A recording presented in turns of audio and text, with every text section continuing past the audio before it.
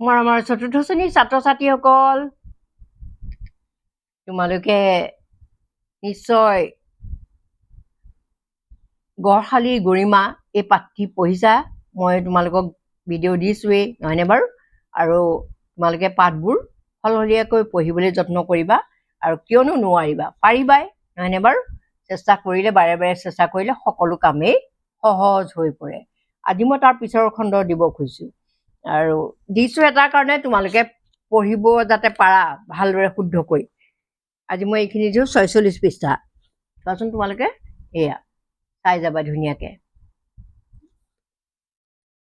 আমি কাঁহবোৰ গলাই পেলাই ঘিলা পিঠাৰ নিচিনা কৰালৈকে পঢ়িলো, নহয়নে বাৰু?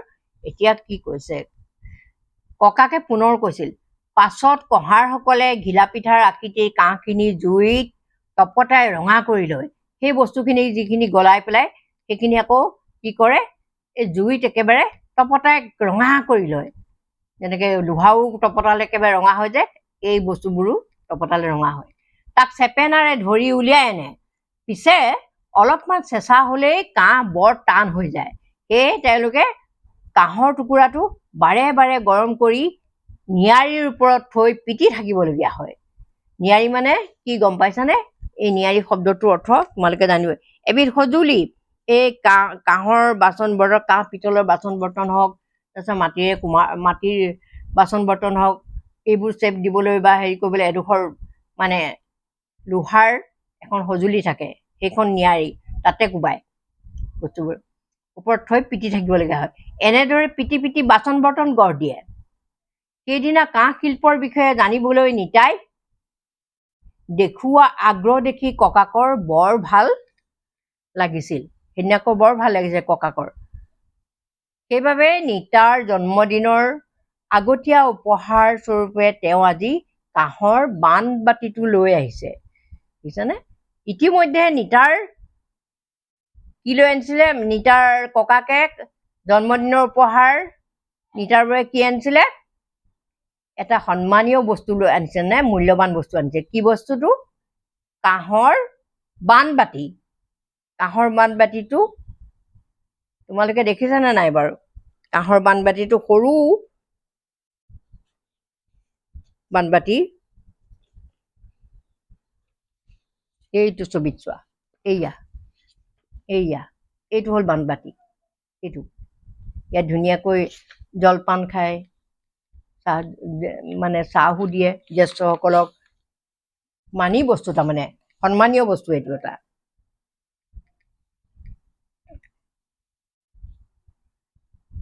কাঁহৰ বানবাতিটো লৈ আহিছে।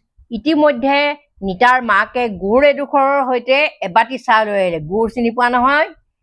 চাহবাতি হাতত লৈ ককাকে কলে, গুড়েৰে চাহবাতি আনি বৰ ভাল কৰিছা বোৱাৰী। আমাৰ পিতাহঁতে সদায় একোডোখৰ গুড়ৰ সৈতে টপত চাহ খাইছিল, নহয়নে? আমিও চাহ খাওঁ গুড়েৰ সৈতে, তোমালোকেও খোৱা, নহয়নে? কিন্তু আগতে সকলোৱে খায়, আৰু গুড়েৰ চাহবাতি নিয়াৰ কাৰণে ককাকৰ বৰ ভাল লাগিছে, নহয়নে? গুড়েৰ চাহবাতি খালে কাম কৰি থকা মানুহৰ মানে ভাগৰ কমে, আৰু গুড়ত কেলছিয়ামো থাকে, নহয়নে? ঠিক আছে। দিনটো নিতাই ককাকৰ লগতেই পাৰ কৰিলে। সন্ধিয়া পৰত তাই স্কুলৰ বহী এখন মেলি ককাকক দেখুৱাই কলে, চোৱা ককা, আমাক শইকীয়া ছাৰে কুটিৰ শিল্পৰ বিষয়ে এটা প্ৰকল্প প্ৰস্তুত কৰিবলৈ দিছে। প্ৰকল্প মানে তোমালোকে প্ৰজেক্ট যে কৰা, সেই প্ৰকল্প। এতিয়া তোমালোকৰ গৰম বন্ধত কিবা কিবি প্ৰকল্প দিছে বোধহয়, প্ৰত্যেকৰ স্কুলত বেলেগ বেলেগ দিয়ে। সেই শিল্পত উৎপাদন হোৱা বস্তুবোৰৰ ছবি আঠা লগাবলৈ দিছে। সেইবোৰ কি কি বস্তু থাকে? কাঁহৰ বটা, কাঁহী, পাণ ধোৱা কাঁহী, হাতী খুজীয়া বাতি, শৰাই, বানবাতি, বান কাঁহী, এইবোৰ, নহয়নে? লগৰ লোটাও থাকে কাঁহৰ। লগৰবোৰে শুৱালকুছিৰ পাট মুগাৰ শিল্প, নলবাৰীৰ বাঁহ বেতৰ শিল্প, হাজোৰ পিতলৰ শিল্প, মাজুলীৰ মুখা শিল্প, ধুবুৰীৰ আচাৰী কান্দিৰ টেৰাকটা শিল্প আদিৰ কথা লিখিছে। তাৰমানে বিষয়বোৰ বাছি বাছি লৈছে, প্ৰত্যেকে বেলেগ বেলেগ। কিন্তু নিতাই কি ললে বাৰু? কাঁহ শিল্পৰ বিষয়ে বাছি লৈছে। কাৰণ কাঁহ শিল্পৰ বিষয়ে তাই ককাকৰ পৰা বহুত কথা জানিব, সেইবাবে তাই আৰু ভালো পাই দেখিছেও, গতিকে সেইটো বিষয় বাছি লৈছে। তোমালোকে এইকেইটা কথা মনত ৰাখিবা।